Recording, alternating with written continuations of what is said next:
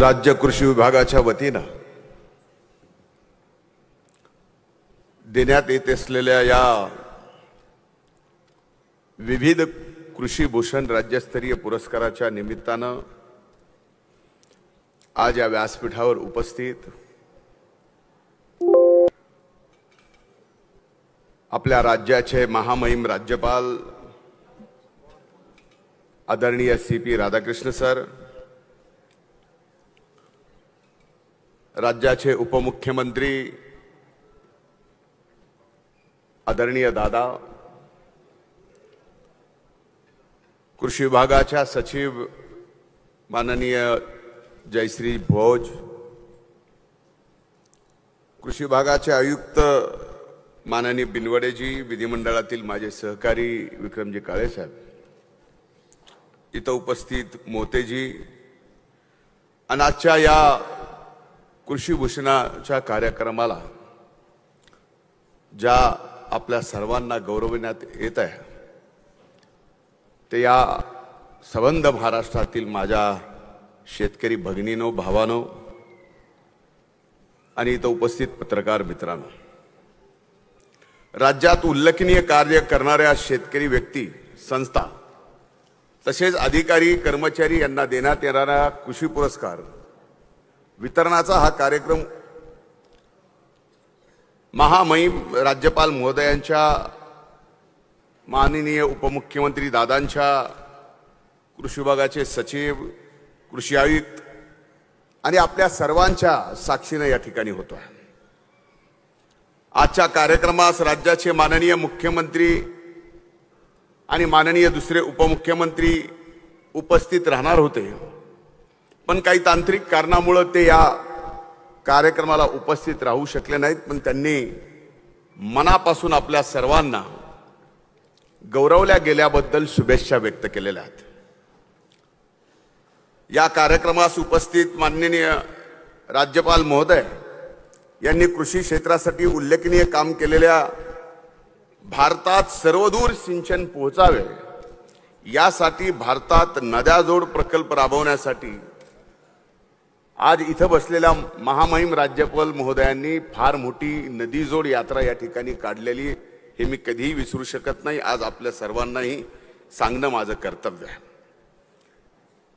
देशातील कोणत्याही उद्योगात उद्योजक तंत्रज्ञान वापरून उद्योग व्यवसाय करीत असतो, पण शेतकरी हा असा एक व्यावसायिक आहे की त्याच्या व्यवसायातील संशोधन तो स्वतःच या ठिकाणी करत आलेला आहे।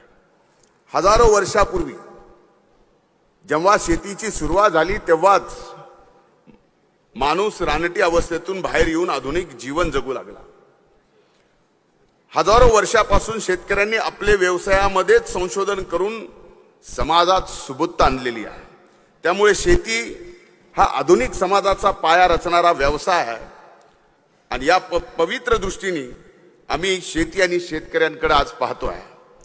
जुलै 2023 मध्ये ज्यावेळेस कृषी मंत्री पदाचा कार्यभार दादा मी स्वीकारला, मला सांगायला या ठिकाणी आपल्या सर्वांच्या साक्षीने आनंद होतो आहे की 2020, 21 आणि 22 या 3 वर्षाचे पुरस्कार, तेही कृषी भूषण पुरस्कार वितरण करणे प्रलंबित आहे। त्यानंतर आम्ही विभागाला सांगितलं की मिशन मोडवर या सर्व प्रस्तावाची छाननी करा आणि या प्रस्तावाची छाननी करून जे काही नियमाने अति उत्कृष्ट काम करणारे शेतकरी आणि शेतीमधले उद्योजक आहेत त्या सर्वांना या ठिकाणी 3ही वर्षाचे पुरस्कार घोषित करा आणि काही करून 1 वर्षाच्या आत माझ्या या कृषी भूषण शेतकऱ्याला पुरस्कार दिला गेला पाहिजे। आज ती वेळ आलेली आहे। 3 वर्षाचे पुरस्कार या ठिकाणी आपण एकत्रित देतो आहे, त्यामुळे स्वाभाविक आहे की आलेल्या प्रत्येक विजेत्याला महामहिम राज्यपाल महोदयांच्या आणि उपमुख्यमंत्र्यांच्या सोबत फोटो काढायचा आहे।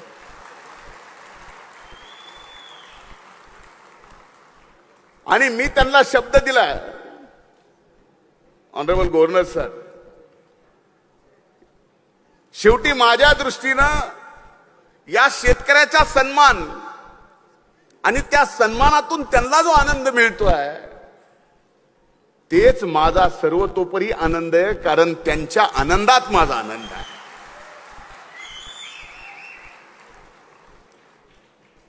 खरं तर मी दादांचे आभार मानतो की दादा या राज्यामध्ये सर्वात कमी वयाचा कृषी मंत्री म्हणून आपण माझ्यावर जबाबदारी दिली. त्यामुळे स्वाभाविक आहे की परंपरागत शेती ज्या पद्धतीने आपण करतो आणि त्या शेतीला परंपरागत शेतीला कुठंतरी तंत्रज्ञानाचं जोड लावणं आवश्यक आहे. म्हणून मधल्या काळात मला जेवढ्या 1.5 वर्षाच्या काळात कृषी मंत्री म्हणून काम करायची संधी मिळाली, शेतीमध्ये ड्रोन वापरण्याची योजना असेल, शेतकऱ्यांच्या शेतीमालाला भाव मिळवण्यासाठी ई कॉमर्सच्या प्लॅटफॉर्मवर ॲग्राथॉन ॲपचं नवीन आपण लॉन्च केलेलं असेल, महात्मा फुले कृषी विद्यापीठ देशी गाय संशोधन प्रशिक्षण केंद्र अंतर्गत फुले अमृतकाळ हे पशु सल्ला देणारे मोबाईल ॲप सुरू करणे असेल, राज्यात सुरू असलेल्या पारंपरिक कृषी विभागाच्या योजना सुद्धा आम्ही कधी अतिशय प्रभावीपणे राबवल्या. डॉक्टर पंजाबराव देशमुख नैसर्गिक शेती मिशन, सोयाबीन व तेलबिया उत्पादकता वाढ मूल्य साखळी कार्यक्रम, पंतप्रधान पीक विमा योजना 1 रुपयात, प्रधानमंत्री किसान सन्मान योजना, नमो शेतकरी सन्मान योजना, कृषी यांत्रिकीकरण, महाडीपीटी पोर्टल मध्ये प्रधानमंत्री सूक्ष्म अन्न प्रक्रिया योजना, मुख्यमंत्री कृषी अन्न व प्रक्रिया योजना, नानाजी देशमुख कृषी संजीवनी योजना, गोपीनाथ मुंडे शेतकरी अपघात विमा योजना, बाळासाहेब ठाकरे कृषी परिवर्तन प्रकल्प अशा अनेक योजना हे शासन प्रभावीपणाने शेतकऱ्यासाठी या ठिकाणी राबवत आहे. संशोधन हे उत्पादन वाढीचे मूळ आहे. म्हणून आम्ही संशोधन केंद्र स्थापन करण्यावरही या 1.5 वर्षात भर घातला. परळीमध्ये जिथं सर्वाधिक ज्या जिल्ह्यात सोयाबीन पिकवलं जातं तिथं सोयाबीन संशोधन प्रशिक्षण केंद्र आम्ही मंजूर केलं. नागपूर येथे आंतरराष्ट्रीय सुविधा केंद्र केलं. पुणे येथे देशी गाय संशोधन केंद्र या ठिकाणी आपण चालू करतोय. अमरावती जिल्ह्यात चंदुरबार येथे सिट्रस इस्टेट आपण चालू केली आहे. हिंगोली जिल्ह्यामध्ये बाळासाहेब ठाकरे हरिद्रा संशोधन प्रशिक्षण केंद्र सुद्धा आपण दिले. दिवे आगार तालुक्यामध्ये श्रीवर्धन जिल्ह्यात रायगडला सुपारी संशोधन केंद्र दिले. तसेच बुलढाणा, नांदेड आणि परळी वैजनाथ येथे शासकीय कृषी महाविद्यालय स्थापन करण्यास सुद्धा मान्यता दिलेली आहे. माननीय मुख्यमंत्री एकनाथजी शिंदे साहेब, माननीय उपमुख्यमंत्री देवेंद्रजी फडणवीस साहेब, माननीय उपमुख्यमंत्री अजितदादा पवार साहेब यांच्या नेतृत्वाखालील सरकारने अलीकडेच शेतकऱ्यांच्या हिताचे निर्णय सुद्धा फार मोठ्या प्रमाणात घेतलेत. शेतकऱ्यांना मोफत वीज असं आपल्या शेतकऱ्याला पटत नाही. शेतकऱ्यांना सांगावं लागतं की मागचं बिल भरायचं नाही आणि 7.5 HP पुढचं बिल पुन्हा कधी तुम्हाला येणारच नाही अशी योजना आदरणीय दादांनी या ठिकाणी काढली आहे. सोयाबीन व कापूस उत्पादक शेतकऱ्यांना प्रति हेक्टरी 5,000 रुपयाचं अनुदान. दादा आपण आपल्या भाषणामध्ये याबाबत निर्णय घ्यावा. सोयाबीन हमी भाव केंद्र या ठिकाणी चालू करणं. 19 लाख मेट्रिक टन सोयाबीन खरेदी करायची परवानगी राज्य सरकारला या ठिकाणी नाफेड आणि एनएसएसकडनं मिळालेली आहे. खाद्यतेल, सोया मिल्क, सोया केक इत्यादी उत्पादनावर आयात शुल्क लावून सोयाबीन उत्पादन शेतकऱ्याला या ठिकाणी नक्कीच आपण मदत करतोय. कांद्यावरील निर्यात मूल्य वाढवले. नॅनो खताच्या वापरास या ठिकाणी प्रोत्साहन दिले. वरील सर्व निर्णयाच्यामुळे महाराष्ट्रात अन्नधान्य उत्पादनामध्ये लक्षणीय वाढ झाली आहे आणि राज्यात दरवर्षी सरासरी 142.68 लाख मेट्रिक टन अन्नधान्याचे उत्पादन होते. 23-24 मध्ये ते 3.39% वाढ झालेली आहे. हे अभिमानाने या ठिकाणी शेतकऱ्यांचा मंत्री म्हणून मला सांगायला वाटतो. या कामामुळे आज तुम्हाला जसा उत्कृष्ट कार्याबद्दल पुरस्कार मिळत आहे तसा आपल्या शासनाला सुद्धा काही संस्थांनी पुरस्कार दिले. पहिला पुरस्कार दिला दिल्लीत की ॲग्रिकल्चर टुडे नावाच्या समूहानं महाराष्ट्राचे सर्वात उत्कृष्ट कृषी राज्य म्हणून या ठिकाणी देशातलं सर्वात चांगलं कृषी राज्य म्हणून महाराष्ट्राची निवड या ठिकाणी केली। हा आपल्या सगळ्यांचा अभिमान आहे। हे राज्याचा मुख्यमंत्री किंवा राज्याचा नाही किंवा कृषी विभागाचा नाही। दुसरा अभिमानाची गोष्ट आहे की कृषी क्षेत्रातील योगदानाबद्दल वर्ल्ड ॲग्रिकल्चर फोरम म्हणजे जागतिक शेती मंच हे जागतिक पुरस्काराने सुद्धा आपल्या या राज्याला दुसऱ्या क्रमांकाचं पारितोषिक या ठिकाणी दिलेलं आहे की आपलं राज्य कृषी क्षेत्रामध्ये जगात दुसऱ्या पातळीवरती आहे। खरं सांगायचं झालं तर आज सर्व पुरस्कारकर्त्यांना आपली इच्छा आहे महामहिम राज्यपाल महोदयांच्या शुभहस्ते आपल्याला पुरस्कार घ्यायचा आहे। त्यामुळे जवळजवळ 448 पुरस्कार आपल्याला द्यायचे। म्हणजे ही परिस्थिती आता अशी झाली आहे की प्रत्येकाला एक एक पुरस्कार द्यायचा आहे आणि वेळ तर कमी आहे। म्हणजे एखाद्या T20च्या मॅच मध्ये बॉल जास्त असावेत, बॉल कमी असावेत आणि रन मात्र जास्त काढायची परिस्थिती समोर ज्यावेळेस येत असेल त्या दबावात जे दोन बॅट्समन असतील त्या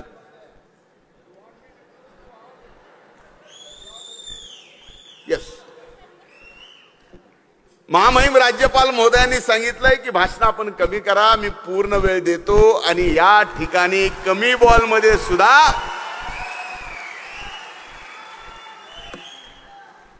चांगल्या रन काढून हा कृषी भूषणाचा मेडल सुद्धा आपण सर्वजण मिळून जाऊ। पुन्हा एकदा मी आपल्या सर्वांचं मनपूर्वक पुरस्कार मिळाल्याबद्दल अभिनंदन करतो। 3 वर्षाचे एकदाच पुरस्कार मला या ठिकाणी आपल्याला देऊन सन्मानित करता आलं। मी खरंच मनातून या ठिकाणी नक्कीच आनंदी आहे। या पूर्ण कार्यक्रमाला मुंबईत बोलवणं व्यवस्था करणं यात थोडं कमी जास्त झालं असेल तर या राज्याचा कृषी मंत्री म्हणून हात जोडून आपल्या सर्वांची मी क्षमा मागतो। कारण ही व्यवस्था का कमी जास्त होणी कारण माननीय महामहिम राज्यपाल महोदयांची तारीख आणि आपला कार्यक्रम त्याच्यात वेळ फार आपल्याला कमी मिळाला म्हणून त्याबद्दल क्षमा मागतो। पुन्हा एकदा आपण सर्वांनी पुरस्कार प्राप्त केलाय। आपल्या सर्वांचे मनपूर्वक अभिनंदन या ठिकाणी व्यक्त करतो आणि आदरणीय अजितदादा पवार साहेबांना विनंती करतो की आपण या ठिकाणी या सर्व शेतकऱ्यांना संबोधित करावं। आपल्या राज्याचे महामहिम राज्यपाल CP राधाकृष्णनजी, कृषी मंत्री धनंजय मुंडेजी, विधिमंडळातील सहकारी विक्रम काळेजी, कृषी सचिव जयश्री भोजजी, कृषी आयुक्त रवींद्र बिनवडेजी, सर्व कृषी विभागाचा उपस्थित असणारा अधिकारी वर्ग, कर्मचारी वर्ग, ज्यांना ज्यांना आपल्या काळ्या आईची सेवा करत असताना ज्यांनी अतिशय चांगल्या प्रकारचं काम करून दाखवलं, यश मिळवून दाखवलं, त्या सगळ्या आज पुरस्कार मिळणारे सर्व पुरस्कारार्थी, त्यांचे सर्व भगिनी बंधू, त्याचबरोबर महाराष्ट्राच्या कानाकोपऱ्यातून आलेले माझे सगळे शेतकरी बांधव, जमलेल्या पत्रकार मित्र, जमलेल्या बंधू भगिनींनो, माझ्या तरुण मित्रांनो, साधारण राज्याचे मुख्यमंत्री आणि उपमुख्यमंत्री का येऊ शकले नाही ह्याच्याबद्दलची माहिती यांनी दिली। त्याच्यामुळे मी जास्त वेळ घेत नाही कारण आपल्याला पुरस्कार वितरण सोहळा त्या ठिकाणी सुरू करायचा आहे। आज या ठिकाणी कृषी विभागाच्या मार्फत कृषी फलोत्पादन संलग्न क्षेत्रामध्ये अतिशय उल्लेखनीय काम करणाऱ्या शेतकरी, त्याचबरोबर माझ्या वेगवेगळ्या व्यक्ती, संस्था तसंच अधिकारी कर्मचाऱ्यांचं कृषी पुरस्कार प्रदान करून गौरव करण्यात येतोय। आणि 3 वर्षाचा राहिला, खरं तर दरवर्षी पुरस्कार दिले तर त्याच्यातनं एक वेगळ्या प्रकारचा आनंद माझ्या बळीराजाला मिळत असतो। एक त्यांच्यातनं पण स्फूर्ती ते घेतात आणि त्याच्यातून एक चांगलं वातावरण देखील राज्यामध्ये निर्माण होतं। आज जे पुरस्कार प्राप्त शेतकरी आहेत ते खऱ्या अर्थाने आमचे ब्रँड ॲम्बॅसेडर आहेत। त्या सर्वांचं मी मनापासून अभिनंदन करतो। मला आठवतंय नाशिकला हा कार्यक्रम झाला, त्याच्यानंतर कार्यक्रम होऊ शकला नव्हता आणि नाशिकला पुरस्कार देत असताना मी पण एक शेतकरी आहे, धनंजय पण शेतकरी आहे, आपण पण सगळेजण शेतकरी आहात आणि त्या पुरस्काराची रक्कम मी बघत होतो की पंजाबराव देशमुख कृषी रत्न पुरस्काराची 75,000 रक्कम होती, वसंतराव नाईक कृषी पुरस्काराची 50,000, जिजामाता कृषी भूषण पुरस्कार 50,000, पुढेही 50,000, 30,000, 30,000, 25,000, 11,000. मी विचार केला की बाबा एवढा मोठा महाराष्ट्र हे पुरोगामी विचारांचं राज्य आहे, शिवशाहू फुले आंबेडकरांच्या विचाराचं राज्य आहे, आणि ह्या राज्यामध्ये पुरस्कार देत असताना थोडंसं त्या पुरस्कारामध्ये देखील जरा वजन असलं पाहिजे. आणि तेव्हाही मी राज्याचा अर्थमंत्री होतो, तेव्हा मी निर्णय घेतला की इथून पुढचे पुरस्कार हे आत्ताच्या असणाऱ्या रकमेच्या चौपट करायचे आणि ते शेतकऱ्यांना द्यायचे. आता देखील जरी हे मागच्या काळातले असले तरी त्या पद्धतीनं हे चौपट रकमा करून 3 लाख, 2 लाख, 2 लाख, 2 लाख, 1,20,000, 1,20,000, 1 लाख अशा पद्धतीचे आपण पुरस्कार त्या ठिकाणी केलेले आहेत. एकंदरीतच शेतकरी राबत असताना काय मेहनत घेतो, काय कष्ट घेतो हे आपल्याला सगळ्यांना माहिती आहे. यंदा सुदैवाने पाऊस काळ चांगला झाला, परंतु काही ठिकाणी इतका झाला की त्यांनी त्या खरीपाचं नुकसान केलं आणि त्याच्यातून आपल्याला अडचणीला सामोरं जावं लागतंय. आम्ही पंचनामे करायला सांगितलेले आहेत, त्याच्या संदर्भामध्ये 1 रुपयात पीक विमा पण आम्ही तुम्हाला उतरून दिलेला आहे. त्याच्यामध्ये पण काही अडचणी आल्या. मध्ये परळीला कृषी प्रदर्शन होतं, त्याला देशाचे कृषी मंत्री शिवराज सिंह चौहान जे 18 वर्ष मध्य प्रदेशचे मुख्यमंत्री होते आणि मध्य प्रदेशमध्ये त्यांनी खूप चांगलं काम मुख्यमंत्री म्हणून केलं आणि कृषी क्षेत्रामध्ये देखील त्यांचा एक चांगलं उत्पन्न आणि एकंदरीत परिस्थिती तिथं सुधारून दाखवली. त्यांच्यावर आता देशाच्या पंतप्रधानांनी कृषी मंत्रिपदाची जबाबदारी सोपवलेली आहे आणि त्यांनाही आम्ही सांगितलं की ह्याच्यात अडचणी आहेत. ते म्हणाले काळजी करू नका, तुम्ही कृषी मंत्री धनंजय मुंडेंना मुंबईला, दिल्लीला पाठवा, मी याच्यामध्ये ज्या काही अडचणी आहेत त्या अडचणी दूर करतो. आणि 1 रुपयात विमा उतरवण्याची जी योजना महाराष्ट्र सरकारने, तुम्ही जरी 1 रुपया भरत असाल तर बाकीचे सगळे पैसे राज्य सरकार आणि केंद्र सरकार तुमचे भरत असतं, परंतु नुकसान झाल्यानंतर तुम्हाला त्यातली मदत झाली पाहिजे अशा प्रकारचा निर्णय ते स्वतः म्हणाले मी घेतो, तुम्ही काही काळजी करू नका. विजयच्या बाबतीत त्यांनी सांगितलं, धनंजयनी मी अनेक वर्ष हे डिपार्टमेंट सांभाळलं, 3 हॉर्सपॉवर, 5 हॉर्सपॉवर, 7.5 हॉर्सपॉवर इथपर्यंतच्या मोटारी ह्या आपण त्यांना, मी लवकरच 8-10 दिवसात, माझं आजच मुख्यमंत्री आणि उपमुख्यमंत्री देवेंद्रजींचं बोलणं झालंय, लवकरच तुमच्या हातात 3, 5, 7.5 हॉर्सपॉवरच्या मोटारचं बिल हे मागची बाकी 0, ह्यावेळेसचं बिल 0, पुढचं बिल भरायचं नाही असं त्याच्यामध्ये येईल. बऱ्याच जणांना वाटत होतं की बाबा आत्ताचं बिल माफ केलं, मागचं काय, आणि मागचं तर बऱ्याच जणांना देता येणं अशक्य होतं. आणि त्याच्यातून आता आम्ही हा एक निर्णय घेतला, तोही तुम्हाला सांगतो की तुम्हाला सगळ्यांना दिवसा वीज पाहिजे. सूर्यप्रकाश उगवला वीज चालू, दिवस मावळला वीज बंद. त्याकरता यंदा 24,000 कोटी रुपयाचे 8.5 लाख शेती पंप सोलर ऊर्जावर सूर्यप्रकाशावर आपण त्या ठिकाणी देणार आहोत. आणि इथून पुढं आम्ही 9,500 मेगावॉट वीज ही सोलरवर करायचा निर्णय घेतलाय. त्याला जमीन सरकारची उपलब्ध करून दिली त्या कॉन्ट्रॅक्टर लोकांना आणि त्याच्यातून साधारण 6 महिन्यांनी आपल्याला पूर्णपणे मोठ्या प्रमाणावर दिवसा वीज उपलब्ध होईल. इथून पुढं माझ्या शेतकऱ्याला रात्री बिबट्याला, विंचू काट्याचं, सापाचं अशा वेगवेगळ्या अडचणीला जावं लागणार नाही. तो रात्री घरीच थांबेल, कुटुंबाबरोबर थांबेल आणि 6 महिन्यांनी तुम्हाला फक्त म्हणजे फक्त दिवसा रोज वीज मिळेल. ह्याबद्दलचा पण शब्द आजच्या कार्यक्रमाच्या निमित्तानं मी आपल्या सगळ्यांना देतो. बरेच वर्षाची आपली मागणी होती, ती मागणी आज महायुतीचं सरकार ह्या निमित्तानं पूर्णत्वाला नेतंय. त्याही गोष्टीचं समाधान, आनंद हा आम्हाला सगळ्यांना आहे. खूप काही गोष्टी आहेत, खरं तर गव्हर्नर साहेबांना पुढे जायचं आहे, परंतु त्यांनी प्रत्येकाला तुम्हाला पुरस्कार द्यायचं ठरवलेलं आहे. मी एकच सांगतो की अडचणी येतात, राज्य सरकार तुमच्या पाठीशी उभं राहतं, कारण ते आपलं सरकार आहे, सर्वसामान्यांचं सरकार आहे. काही योजना अशा असतात की केंद्रातून मदत लागते. मध्ये आम्ही केंद्रीय मंत्री अमित शहांना आणि पियुष गोयल साहेबांना भेटलो. आम्ही सांगितलं की आमचा नगर जिल्हा असेल, सातारा असेल, आमचा पुणे जिल्हा असेल, आमचा नाशिक जिल्हा असेल, ह्या सगळ्या पट्ट्यामध्ये अनेक ठिकाणचा शेतकरी माझा कांदा उत्पादक आहे आणि कांदा निर्यात बंदी केलेली आहे. आणि त्याच्यातनं भाव कोसळतात. माझा शेतकरी अडचणीत येतो. इथून पुढे कांदा निर्यात बंदी करायची नाही. त्यांनी निर्यात बंदी उठवली आणि आता कांद्याचे भाव चांगल्या पद्धतीने झालेले आहेत. आमचं बारकाईने तिथं लक्ष आहे. बासमती तांदूळ ह्याच्या पण निर्यात मूल्य हे रद्द करण्याचा निर्णय राज्य सरकारने त्या ठिकाणी घेतलेला आहे आणि ह्याचा फायदा निश्चित आपल्या लोकांना झालेला आहे. इथून पुढं सोयाबीन आणि कापूस पिकवणारा पण आपला वर्ग आहे मोठा. त्यांच्याकरता सोयाबीनचे दर वाढण्याच्या करता आपण खाद्यतेलावरील आयात शुल्क वाढवण्याची आग्रही मागणी ही केलेली होती आणि त्याच्यातून काही प्रमाणामध्ये फरक पडायला लागलाय. थोड्या मार्केटमध्ये तेलाच्या किमती वाढायला लागल्या, परंतु त्याच्यामुळे सोयाबीनच्या किमती वाढणार आहेत. ही पण बाब आपण सगळ्यांनी लक्षात घ्या. तसंच ऊसाच्या बद्दल 4-5 वर्ष FRP वाढवली, परंतु MSP नाही वाढवली. ती पण गोष्ट सहकार मंत्री यांना त्यांनी आम्ही अमित भाईंच्या कानावर घातली. त्यांनी परवाच मला सांगितलं संभाजीनगरला, म्हणाले की एक 10 ते 15 दिवसात मी तुमच्या शेतकऱ्यांच्या करता त्यांना ऊसाचा दर जास्त मिळावा म्हणून MSP देखील वाढवून देतो. तोही निर्णय लवकरच आपल्याला त्या ठिकाणी मिळेल.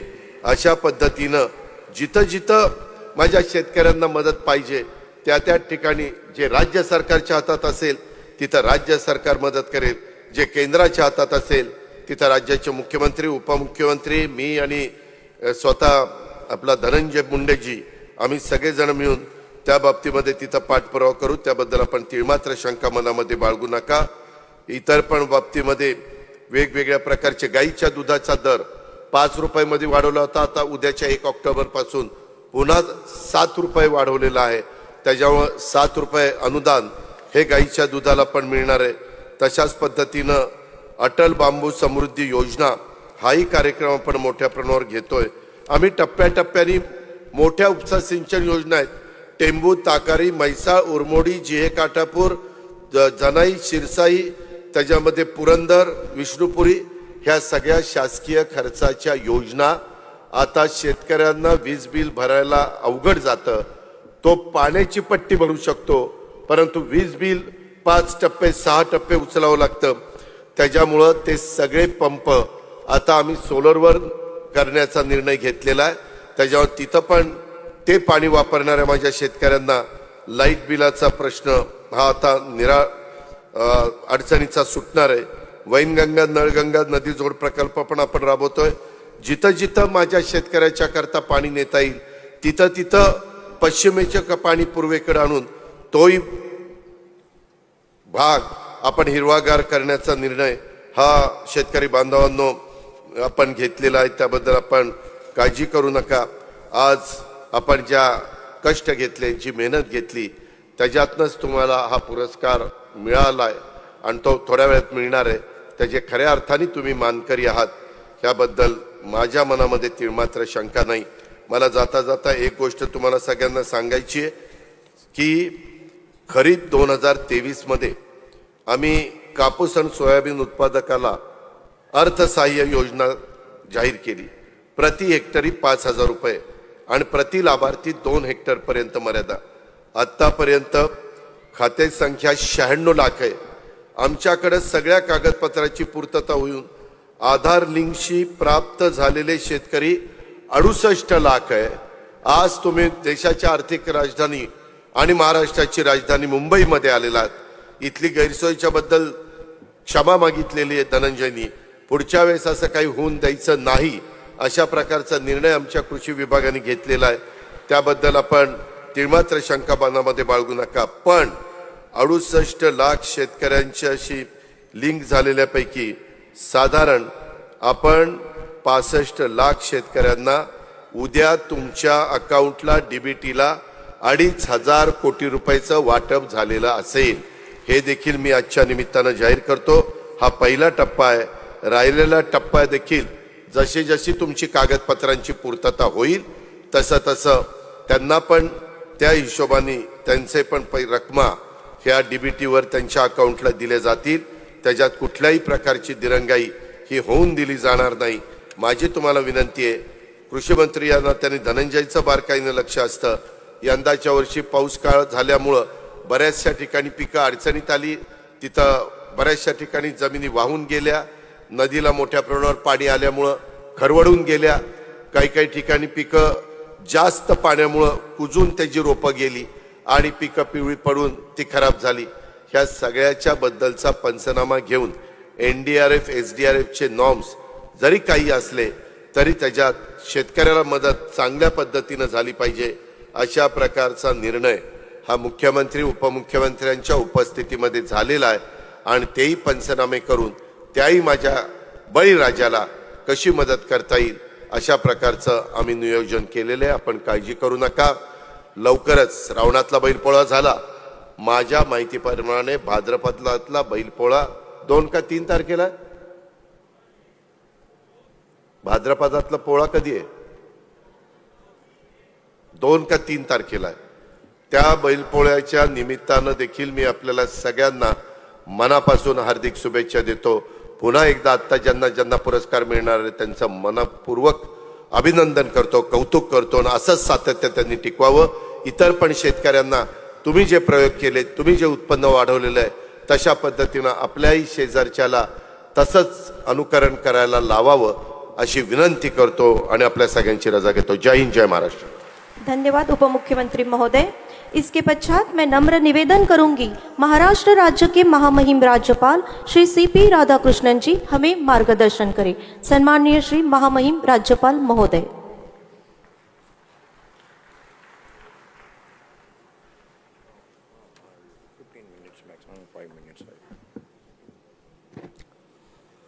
I touch and salute the holy feet of Bharata Mata, the most powerful and the most merciful.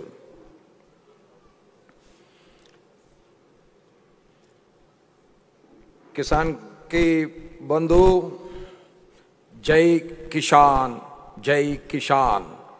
Without the success story of Kisan, there is no society, there is no state, there is no country. On this day,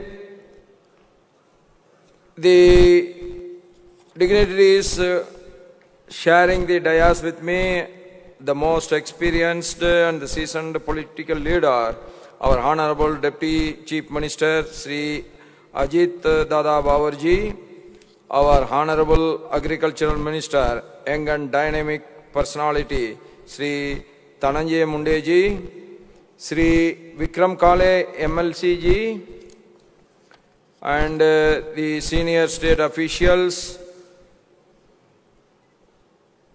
my dear Kisan Bhaiyu Behnu, सबको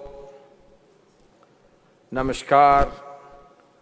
And today we all gathered here that the award winning farmers and family members are gathered here to receive the award. Yes, it is said by our Agricultural Minister Mundeji has very clearly said that Governor has to give the award to all the farmers. He knows very well I have to catch the flight, but still he is telling me to do that. But he said that every Kisan will be taking the photo with the Governor. But I am not accepting it, but Governor is taking the photo with every Kisan.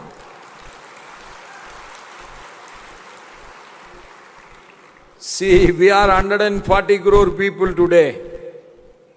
Without Kisan and without agricultural workers, there is no future, there is no guarantee for the life of the entire country.